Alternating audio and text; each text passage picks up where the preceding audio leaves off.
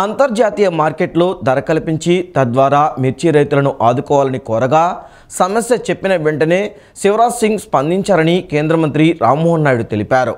మిర్చి గిట్టుబాటు ధర రాక రైతులు కష్టాల్లో ఉన్నారని, మార్కెట్ ధర ఉత్పత్తి ఖర్చుల మధ్య వ్యత్యాసం ఇవ్వాలని కోరగా కేంద్ర మంత్రి అంగీకారం తెలిపినట్లు కేంద్ర మంత్రి రామ్మోహన్ నాయుడు స్పష్టం చేశారు. ఏపీలోని మిర్చి రైతులను ఆదుకోవాలని కోరినట్లు కేంద్ర మంత్రి రామ్మోహన్ నాయుడు తెలియజేశారు. మిర్చి రైతులకు చేయూతపై కేంద్ర వ్యవసాయ శాఖ మంత్రి శివరాజ్ సింగ్ చౌహాన్ నేతృత్వంలో కీలక సమావేశం నిర్వహించారు. ఈ సమావేశానికి హాజరైన రామ్మోహన్ నాయుడు అనంతరం మీడియాతో మాట్లాడుతూ మిర్చికి 11,600 రూపాయలకు పైగా ధర ఇవ్వాలని కోరామన్నారు. మిర్చి ఎగుమతులపైన చర్చించామన్నారు. ఎగుమతిదారులతో మాట్లాడి నిర్ణయం తీసుకుంటామని శివరాజ్ సింగ్ చౌహాన్ తెలియజేశారు. అంతర్జాతీయ మార్కెట్లో ధర కల్పించి తద్వారా మిర్చి రైతులను ఆదుకోవాలని కోరగా సమస్య చెప్పిన వెంటనే శివరాజ్ సింగ్ స్పందించారని తెలియజేశారు. మార్కెట్ ధర ఉత్పత్తి ఖర్చుల మధ్య వ్యత్యాసం ఇస్తామని చెప్పారన్నారు. మిర్చి రైతులు కష్టాల్లో ఉన్నారని మంత్రి దృష్టికి తీసుకెళ్లామన్నారు. ఏదైతే 25% వరకు వాళ్ళకి MIS minimum market intervention scheme ద్వారా ఉందో దాన్ని పొడిగిస్తూ 75% వరకు కూడా కమిటీ ఆఫ్ మినిస్టర్స్ ద్వారా అప్రూవల్ తీసుకొని 75% వరకు కూడా చేస్తామని చెప్పి స్పష్టంగా హామీ కూడా ఇవ్వడం జరిగింది. అయితే ప్రైసు దీనికి తీసుకోవడానికి కింటా తాలూకా ప్రైసు రాష్ట్రం తరపున మనం క్యాల్కులేట్ చేసింది కాస్ట్ ఆఫ్ ప్రొడక్షన్ కానీ లేబర్ కాస్ట్స్ కానీ ప్రాక్టికల్గా గ్రౌండ్ లెవెల్లో రైతులు ఎంత పెడుతున్నారో దాన్ని అంతటినీ కూడా క్యాల్కులేట్ చేసి సుమారు 11,600 రూపాయలు ఇస్తే మరి వీళ్ళ తరపున 10,000 చిలుకల వరకే ఇవ్వడం జరిగింది. సో దాన్ని కూడా గట్టిగా రిప్రజెంట్ చేశాం. ఎట్టి పరిస్థితుల్లో క్వింటా తాలూకా ప్రైస్ ఏదైతే దీనికోసం క్యాల్కులేషన్కి యూజ్ చేస్తున్నామో అది పెంచాలి. 11,600 అయినా దానికంటే ఇంకెక్కువ వస్తే ఎక్కువైనా సరే పెట్టాలని చెప్పాం. ఐకార్కి సంబంధించినటువంటి అధికారులు కూడా పిలిచారు. వాళ్ళకు కూడా స్పష్టంగా ఇన్స్ట్రక్షన్స్ కూడా మరి మినిస్టర్ గారు ఇచ్చారు. ఎట్టి పరిస్థితుల్లో ఆ ప్రైస్ని కూడా ఇంప్రూవ్ చేయాలని. సో అది కూడా చాలా పాజిటివ్గా ఉందని కూడా ఈ సందర్భంగా తెలియజేస్తున్నాం. అలాగే మూడో పాయింట్ నిన్న కూడా ప్రస్తావనలోకి వచ్చింది. ఎక్స్పోర్ట్స్ గతంలో జరిగినటువంటి విధంగా ఈరోజు జరగట్లేదు. దానికి ఇంటర్నేషనల్ జియోపొలిటికల్ ఇష్యూస్ కొన్ని ఉన్నాయి. అయినప్పటికీ కూడా ఆ ఓపెన్ ఎలా చేస్తాం, ఎక్స్పోర్ట్స్ని మళ్ళీ మనం ఎలా ప్రోత్సహించాలి అనే ఆలోచనతో దాని మీద కూడా చర్చిస్తే దాని మీద కూడా కొన్ని నిర్ణయాలు చర్చలో వచ్చాయి.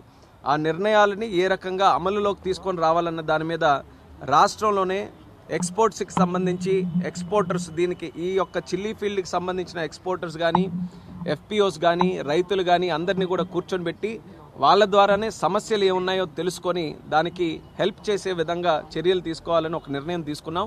సో రాబోతున్న రోజుల్లోనే రాష్ట్ర ప్రభుత్వం తాలూకా ఆధ్వర్యంలో మిర్చి రైతులతో ఒక ప్రత్యేక మీటింగు ఎక్స్పోర్టర్స్తో కూడా పెట్టి దీనికి ఉన్నటువంటి సమస్యలు ఇప్పుడు ఇమీడియట్గా ఎక్స్పోర్ట్స్ పెంచడానికి ఏంటి, లాంగ్ టర్మ్లో కూడా అక్కడ మిర్చి రైతుల తాలూకా ఆదాయం పెరిగే విధంగా ఎక్స్పోర్ట్స్ని ఏ రకంగా మనం ఇంటర్నేషనల్ మార్కెట్కి లింక్ చేయాలి.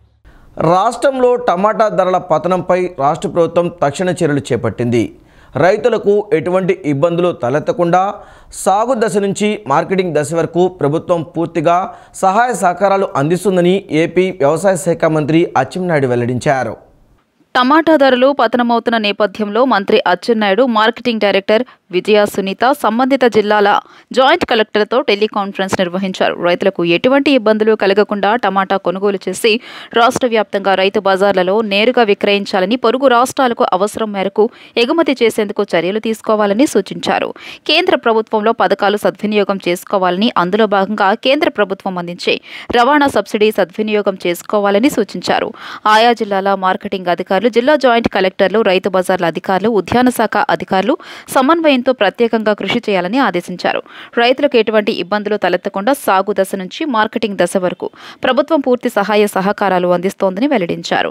టమాటా కొనుగోళ్లకు అధికారులు తక్షణమే చర్యలు ప్రారంభించాలని, పరిస్థితి తనకు నేరుగా ఎప్పటికప్పుడు తెలియజేయాలని మంత్రి ఆదేశించారు.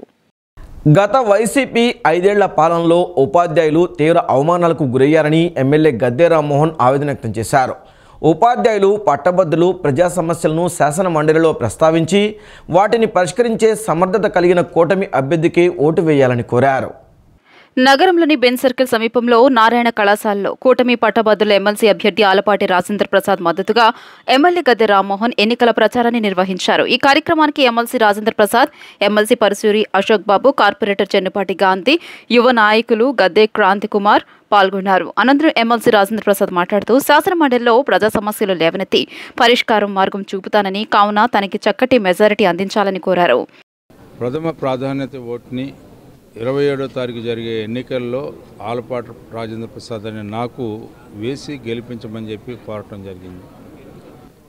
ఈ రాష్ట్ర ప్రభుత్వం అధికారంలో వచ్చిన ఈ 8 నెలల నుంచి కూడా అనేక సమస్యల్ని పరిష్కరించుకుంటూ సమాజం అతాకుతలమైపోయినటువంటి సమాజాన్ని సరిచేసుకుంటూ నిర్వీర్యమైపోయినటువంటి వ్యవస్థల్ని తిరిగి గాడిలో పెట్టుకుంటూ అందరికీ న్యాయం జరిగేలాగా సామాజికంగా, ఆర్థికంగా, రాజకీయంగా ఈ రాష్ట్రాన్ని అగ్రభాగంలో ఉంచే నేపథ్యంలో కృషి చేస్తున్నటువంటి సంగతి మనందరం కూడా చూస్తూ ఉన్నాం.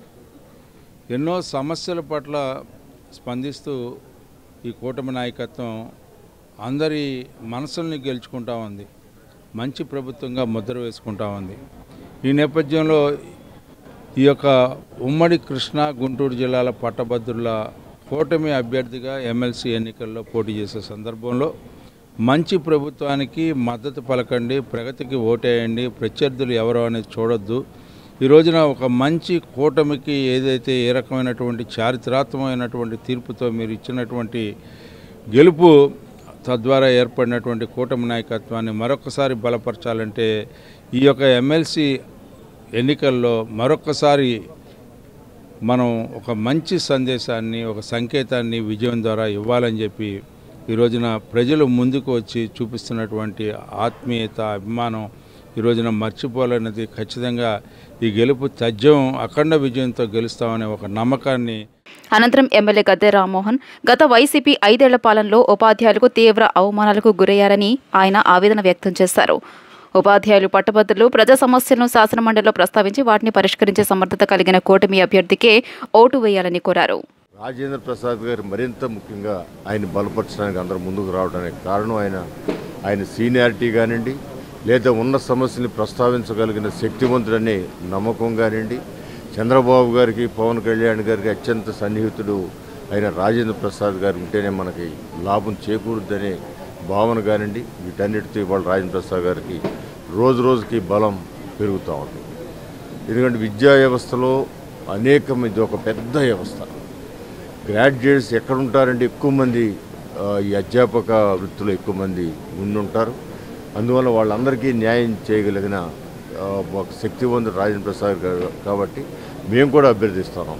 మీరు ఎలాంటి ఆలోచన లేకుండా రాజకీయాలకు అతీతంగా ఇవాళ ఉన్న ఈ క్రిటికల్ పొజిషన్ నుంచి రాష్ట్రాన్ని కాపాడుకోబడాలన్నా, రాష్ట్రంలో ఉన్న ఈ వ్యవస్థలని కాపాడబడాలన్నా ఖచ్చితంగా ఈ ఎన్నికల్లో కూటమిని బలపరచాల్సిన అవసరం ఎంతైనా ఉంది.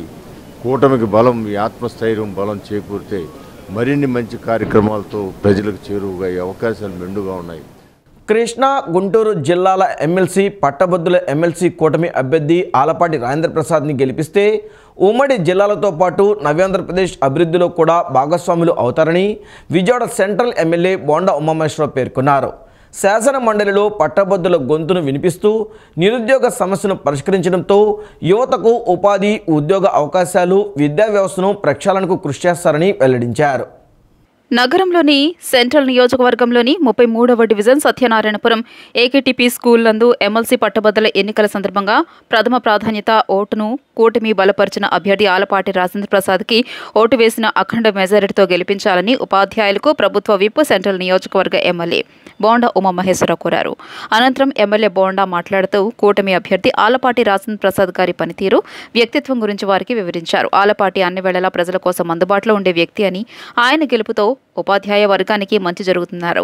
కృష్ణా గుంటూరు జిల్లా ఎమ్మెల్సీ పట్టభద్రులు ఎమ్మెల్సీ కూటమి అభ్యర్థి ఆలపాటి రాజేంద్ర ప్రసాద్ని గెలిపిస్తే ఉమ్మడి జిల్లాలతో పాటు నవ్యాంధ్రప్రదేశ్ అభివృద్ధిలో ఈయన కూడా ఒక భాగస్వామ్యం అవుతారని పేర్కొన్నారు.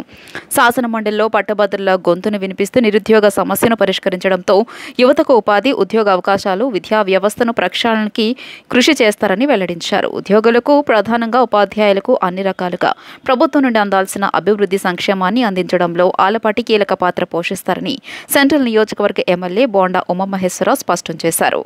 కృష్ణా గుంటూరు ఎమ్మెల్సీ అభ్యర్థిగా తెలుగుదేశం పార్టీ నుంచి ఆలపాటి రాజేంద్ర ప్రసాద్ గారు పోటీ చేస్తా ఉన్నారు. ఇవాళ మీ దగ్గరికి వచ్చింది మీ అందరి సహకారం 20 ఆ ఓట్ని ఓటో నెంబరు వేయాలని కోరుకుంటా ఉన్నాం. మిమ్మల్ని అందరినీ వినియోగించుకుంటా ఉన్నాం.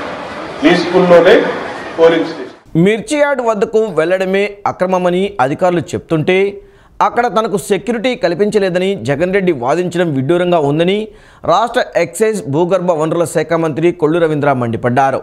ఎన్నికల కోడ్ ఉల్లంఘించి మరీ మిర్చి యార్డ్ వద్దకు వెళ్లాల్సిన అవసరం ఏమొచ్చిందని జగన్ రెడ్డి సమాధానం చెప్పాలని డిమాండ్ చేశారు.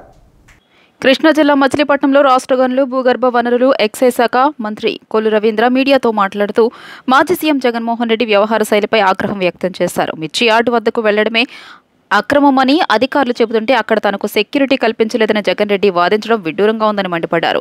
కలెక్టర్, కోర్టులు కూడా వద్దని చెప్పిన జగన్ రెడ్డి పెడచెవిన పెట్టడంలో ఆంతర్యమేమిటి? ప్రజల మధ్య భయోందోళనలు సృష్టించాలి. ఎన్నికల సమయంలో రాద్ధాంతం చేయాలనే కుట్రతోనే మిర్చి యార్డుకు వెళ్లారు. మరోవైపు దళితుడిని కిడ్నాప్ చేసిన కేసులో అరెస్ట్ అయిన వ్యక్తిని జైలుకు వెళ్లి మరీ పరామర్శించడానికి జగన్ రెడ్డి సిగ్గుపడాలన్నారు. అలాంటి రౌడీలను అమాయకులంటూ జగన్ రెడ్డి కితాబిస్తున్నారు. వంశీ ఎలాంటివాడో గన్నవరం నియోజకవర్గంలో ఎవరిని అడిగినా చెబుతారు. కేసు విచారిస్తున్న అధికారులను బెదిరించడం జగన్ రెడ్డి ఫ్యాక్షన్ మనస్తత్వానికి నిదర్శనమన్నారు. ఇప్పటికైనా జగన్ రెడ్డి తన తీరు మార్చుకోకపోతే పరిణామాలు తీవ్రంగా ఉంటాయని మంత్రి కొల్లు రవీంద్ర హెచ్చరించారు. ఓట్లేసి గెలిపించిన ప్రజల కోసం అసెంబ్లీకి రాకుండా పారిపోయి జైళ్ల చుట్టూ తిరుగుతూ అరాచక శక్తుల్ని పరామర్శిస్తున్నాడని దుయ్యబట్టారు. జగన్ రెడ్డి ముందు ప్రజలు ఇచ్చిన తీర్పును గౌరవించి అసెంబ్లీకి వచ్చి ప్రజా సమస్యలపై పోరాడాలని మంత్రి కొల్లు రవీంద్ర డిమాండ్ చేశారు. ఏం చేయాలో తెలియట్లే. ఇవాళ సెక్యూరిటీ తీసేశారంటాడు. Z+ కేటగిరీ సెక్యూరిటీ మేము తీయటానికి రాష్ట్ర ప్రభుత్వంలో ఉండదు. ఎక్కడ తగ్గించలేదు సెక్యూరిటీ విషయంలో. అనుమతులు లేకుండా ఎలక్షన్ కోడ్ ఉన్నప్పుడు ఏ రకంగా మిర్చి యార్డ్కి వెళ్తాడు ఆయన? ఇప్పుడు మిర్చి యార్డ్కి సందర్శనకి వెళ్ళాలంటే ఎలక్షన్ కోడ్ ఉంది. నువ్వు వెళ్ళు, పర్మిషన్ తీసుకుని వెళ్ళు. జిల్లా కలెక్టర్ వెళ్ళడానికి లేదన్నారు. పోలీసులు అనుమతి నిరాకరించారు. అనుమతులు తీసుకుని వెళ్ళడానికి మాకేం అభ్యంతరం లేదు. కానీ ఒక ఉద్దేశపూర్వకంగా ప్రజల్ని రెచ్చగొట్టడానికి లేకపోతే ఇక్కడ ఒక అరాచకాలు సృష్టించడానికి ప్రయత్నం చేస్తే అది జరగనివ్వు. ఆ విషయంలో ఎటువంటి వేరే ఆలోచన లేదు. మొన్న కూడా వంశీని మేమేమి అరెస్ట్ చేయాలనుకుంటే ఫస్ట్లోనే చేసాం. కానీ అతనంతటా అతనే కిడ్నాప్ చేసి ఒక దళిత సోదరుని కిడ్నాప్ చేశాడు కాబట్టి వాళ్ళు పెట్టినటువంటి కేసు మీద అతను అరెస్ట్ చేయడం జరిగింది. SC ST కేసు పెట్టి అతను అరెస్ట్ చేయడం జరిగింది. ఈయన వెళ్ళి వారికి ఒత్తాసు పలుకుతారు. అక్కడ ఏమి చేయలేదు, అమ్మాయి కూడా అని చెప్తా ఉన్నారు. ఇవాళ మొత్తం గన్నవరం కాదు, రాష్ట్ర ప్రజలందరూ కూడా చెప్తారు వంశీ గారి గురించి కానీ వైసీపీ నాయకుల గురించి కానీ. ఇవాళ జగన్మోహన్ రెడ్డి గారు అవలంబిస్తున్నటువంటి విధానం కరెక్ట్ కాదు. కరెక్ట్ చేసుకోకపోతే ఆయన చెప్తా ఉన్నాడు పోలీస్ అధికారులు గొడ్లోడు తెస్తారంట. సప్త సముద్రాల అవతల ఉన్న రిటైర్ అయిపోయినా తీసుకొచ్చి గొడ్లోడు తెస్తాను అంటే ఇన్వెస్టిగేషన్ ఉన్నటువంటి కేసుని నువ్వు బెదిరిస్తావా? పోలీస్ అధికారులను బెదిరిస్తావా? సాక్షులను బెదిరిస్తావా? రాష్ట్రంలో ఎన్డీఏ కూటమి ప్రభుత్వం ఏర్పడకపోతే ఏపీ మరో బీహార్ కంటే ఘోరంగా మారేదని రాష్ట్ర మంత్రి, జిల్లా ఇన్ఛార్జి మంత్రి వాసంశెట్టి సుభాష్ విమర్శించారు. రాష్ట్ర అభివృద్ధికి CM Chandrababu, deputy CM Pawan Kalyan, విద్యాశాఖ మంత్రి నారా లోకేష్ చేస్తున్న కృషిని పట్టభద్రులు క్షుణ్ణంగా పరిశీలించాలన్నారు. కృష్ణా జిల్లా అవనిగడ్డ జిల్లా ఇన్ఛార్జి మంత్రి వాసంశెట్టి సుభాష్, అవనిగడ్డ ఎమ్మెల్యే మండలి బుద్ధప్రసాద్, స్వచ్ఛంద్ర కార్పొరేషన్ చైర్మన్ కొమ్మారెడ్డి పట్టాభిరాములతో కలిసి కూటమి పార్టీ బలపరిచిన ఎమ్మెల్సీ పట్టుభద్రుల ఎమ్మెల్సీ అభ్యర్థి ఆలపాటి రాజేంద్ర ప్రసాద్కి మద్దతుగా ఎన్నికల ప్రచారాన్ని నిర్వహించారు. రాష్ట్ర మంత్రి, జిల్లా ఇన్ఛార్జి మంత్రి వాసంశెట్టి సుభాష్ మాట్లాడుతూ రాష్ట్రంలో ఎన్డీఏ కూటమి ప్రభుత్వం ఏర్పడకపోతే ఏపీ మరో బీహార్ కంటే ఘోరంగా మారేదని విమర్శించారు. వైసీపీ 5 ఏళ్ల పరిపాలనలో వెంటిలేటర్ పైకి చేరిన రాష్ట్రానికి కూటమి ప్రభుత్వం ఊపిరిపోసిందన్నారు. గత 5 ఏళ్లు ఒక్క రోడ్డు కూడా అభివృద్ధి చేయలేదు. వైసీపీ ప్రతి ఏటా జాబ్ క్యాలెండర్, మెగా డిఎస్సీ హామీలు గుప్పించి అమలు చేయకుండా కాలయాపన చేయడమే కాకుండా అన్ని వ్యవస్థలను సర్వనాశనం చేసిందని మంత్రి వాసంశెట్టి సుభాష్ ధ్వజమెత్తారు. విద్యావంతులు, పట్టభద్రులు, ఉపాధ్యాయులు స్వచ్ఛందంగా ముందుకు వచ్చి కూటమి అభ్యర్థికి మద్దతు ఇస్తున్నామన్నారు. ఆలపాటి రాజేంద్ర ప్రసాద్ గారికి అంతటి ఘన విజయం సాధించాలనే ముఖ్య ఉద్దేశంతో మరి వాళ్ళ తనయుడు రాజా గారు కానీ, పట్టాభి గారు కానీ, అలాగే శ్రీనివాస్ గారు కానీ, అబ్జర్వర్ గారు, అలాగే గోవర్ధన్ గారు కానీ, వీళ్ళందరూ కూడా నిరంతరం ఓటర్లను స్వయంగా కలుస్తూ మరి ప్రచారం హోరుగా సాగుతూ ఉంది. కృష్ణా గుంటూరు జిల్లాల పట్టభద్రుల శాసనమండలి ఎన్నికలకు సంబంధించి కూటమి అభ్యర్థిగా పోటీలో ఉన్నటువంటి శ్రీ ఆలపాటి రాజేంద్ర ప్రసాద్ గారి విజయం కొరకు అవనిగడ్డ నియోజకవర్గంలో తెలుగుదేశం, జనసేన, బీజేపీ 3 పార్టీలకు చెందినటువంటి నాయకులు, కార్యకర్తలు, కుటుంబ సభ్యులు అన్ని స్థాయిల్లో కూడా అందరూ కూడా సమిష్టిగా తెలుగుదేశం పార్టీ సీనియర్ నాయకులు, ప్రముఖ విద్యావేత్త శ్రీ ఆలపాటి రాజేంద్ర ప్రసాద్ గారు పోటీ చేస్తున్నారు.